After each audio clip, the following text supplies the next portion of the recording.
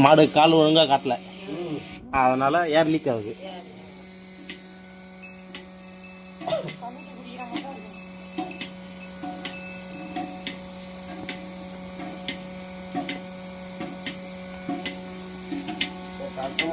மடியில பால்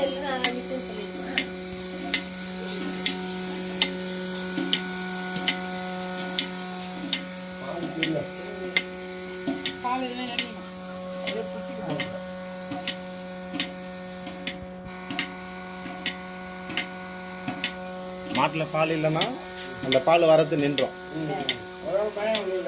அதில் நீங்கள் 1 மணி நேரம் கண்டினியூவாக ரன் பண்ணியிருந்தாலும் எந்த பிரச்சனையும் வராது. நம்ம கண்ணுக்குட்டி எப்படி பால் குச்சி நிற்கிதோ அதே போல தான். இல்லை ஏர் லீக் ஆகுது. காம்பு சின்னதுக்கு இல்லை, அது மடி வந்து கால் ஒட்டின மாதிரி இருக்குல்ல, அதனால.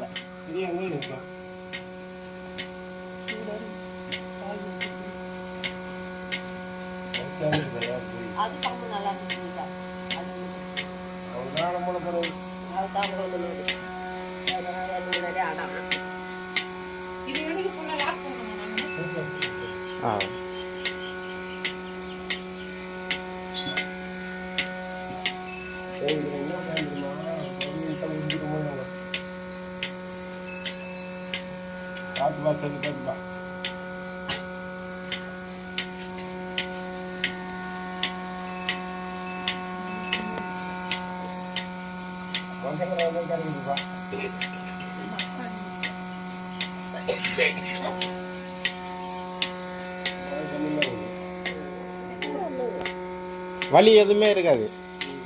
கால் இப்போ கால் கரெக்டாக வச்சு உங்களுக்கு இது இருந்துச்சுன்னா அந்த மடியில் போய் லாக் ஆகிடும், அந்த தோலில் போய் லாக் ஆகிடும். அந்த இது காம்பில் ஒன்றும் பண்ணாது.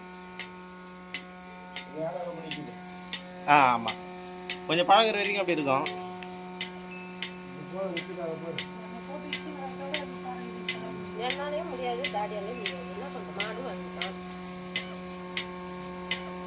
இப்போ வாங்கணுங்களா?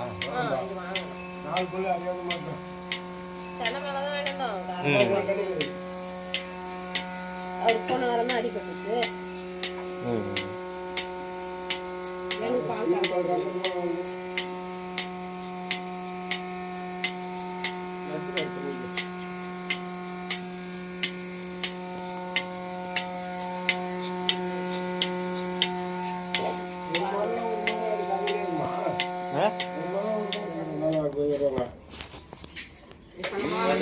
கழுவி முட்டமாப்பா.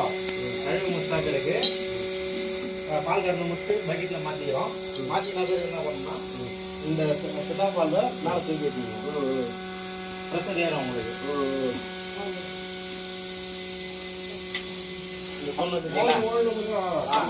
வந்துட்டா பிறகு மொத்தமாக இதில் பண்ணிங்க. இந்த வால்வை விட்டு விட்டு பண்ணிங்கன்னா இதில் போர்த்தில் உங்களுக்கு கேனுக்கு ஆட்டோமேட்டிக்காக கழுவிட்டு வந்துடும். இதை விட்டு விட்டு பண்ணிங்கன்னா உங்களுக்கு ஈஸியாக இருக்கும்.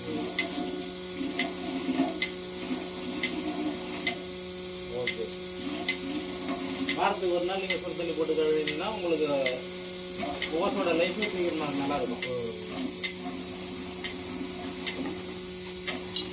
இதில் ஜூம் பண்ணுங்க, இதை ஜூம் பண்ணுங்க. கிட்ட வந்து இப்போ சவுண்ட் வருதுங்களா?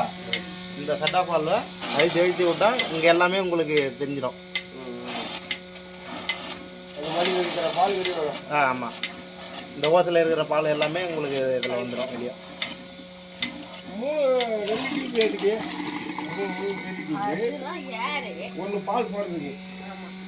இந்த 2 சின்ன டீப்பும் அந்த மசாஜ் அழுத்தி கொடுக்குறது பார்த்தீங்களா? இது 2 பக்கம் காம்பு, இது 2 பக்கம் காம்புக்கு. இதில் தான் பால் வரும். இதில் தான் நீங்கள் அடிக்கடி கழுவுற மாதிரி வரும். இந்த மிஷினை வேலை செய்யுது. ஆமாம்,